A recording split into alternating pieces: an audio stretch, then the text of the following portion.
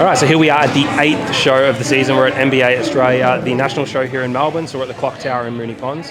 So had a pretty good turnout today, roughly 100 competitors, and we have 3 of our own today. So we have Joe doing fitness and sports, Lisa doing fitness and sports, and Marion in the fitness and sports pro show. Should be a really good day. Have a look forward to this one as well, and let's get on with it.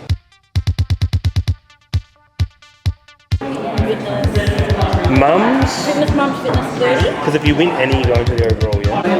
Who? Alice. Yeah.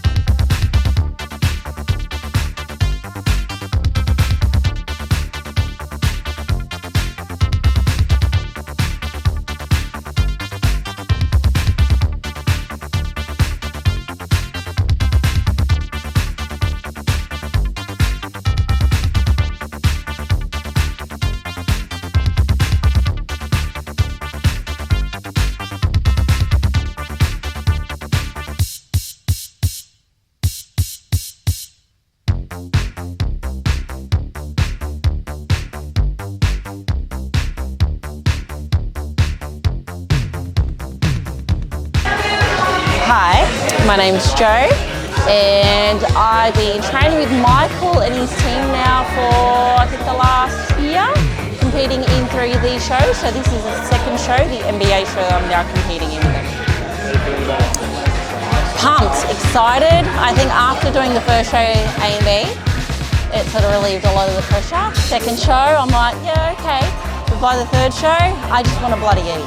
Yeah. That's the main thing, just want to eat. What's the first meal on the list today? Well, being Mother's Day, we can't really eat because my show's next week, so I don't want to blow out. But I've got hubby making me a really nice big fat juicy steak when I go home. So that's enough reward for me.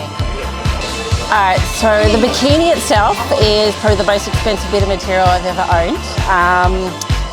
For this tiny little bit of bling, $600. Yes, so I'm thinking after the shows I might just do my vacuuming in it to get my money's worth. Pick the colours blue and green purely because my boys like blue and green, black for a bit of shading. So I just left it up to Stacey and said, you know what, do your magic, mate. And I'm really happy with the bikini at the moment. So it better win me gold, let's hope, because green and blue go well with gold, doesn't it?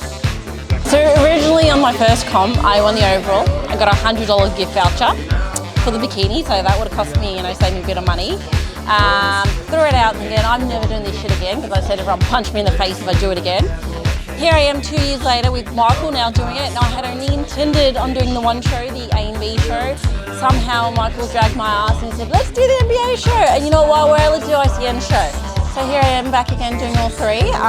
And just recently somehow speaking to him, I'm like, you know what, I'm giving you 2 years, bro, to build my legs and my ass, and if they're good enough, I'm coming back for a 3rd show. But I keep telling everyone, punch me if I'm doing a 3rd show, but I'll be back.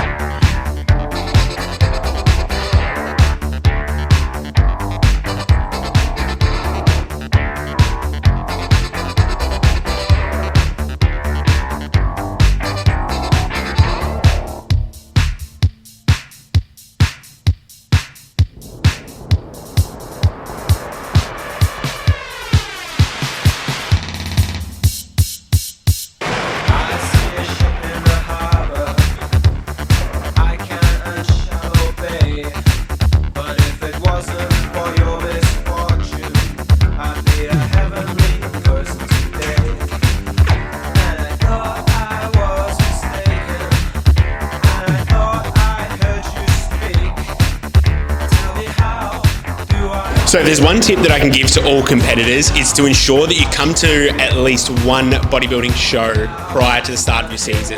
The most important thing is to understand how they operate, see how the stage runs, and just to get an idea and a feel of how the audience sits and how everyone and the stage presence sort of relates.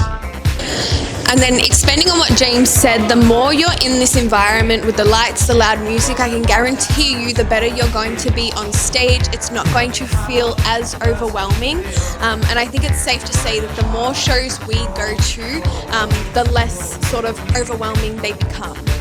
So here we are today at NBA Australia, and we have the 3 girls doing the peak for fitness, which is in roughly a couple of hours. Peaking strategies are incredibly individual, and you can actually see this amongst these 3. So for example, we have Marion, who's relatively stagnant in regards to her approach, but also requires a lot less food, compared with Lisa, who we see significant fluid shifts throughout the course of the day. So it's a lot hard to actually predict how she's going to look when she jumps up on stage. And then we have Jo on the other hand, where we've pretty much run the plan to the T, no variations, and we make sure that she looks her best up there, albeit a little bit flatter, solely because she does hold a pump a little bit better than the others. Some individuals will hold a pump, some won't. Some will require more food and water manipulations, some will not. It will vary significantly from person to person, and it's important that you understand your athlete when taking them to the stage if you want them at their very best.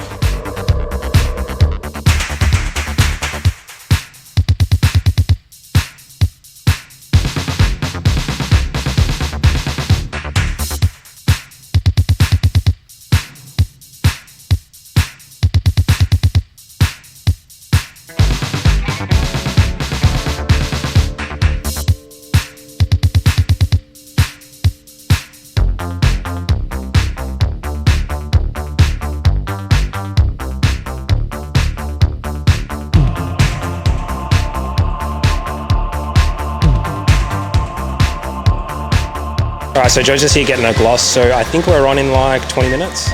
So she'll be in fitness over 30s, and damn, fitness mothers. So yeah, cut it close with this. So lucky we came up, they literally chewed through bikinis. So always nice for us, as they have delayed this already, but yeah, it should be good fun. About to get the pump on.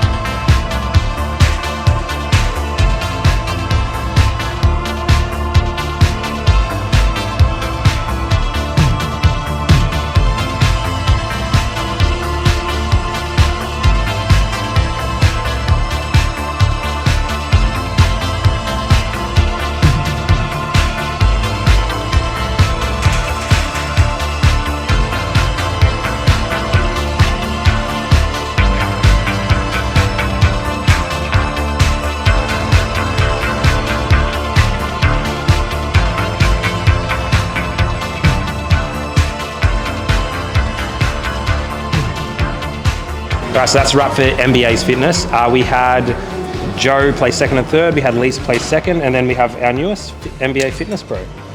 Yeah.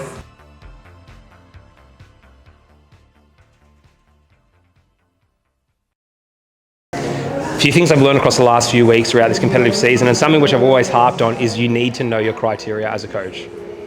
If you don't know your criteria, you could be setting your athlete up to fail.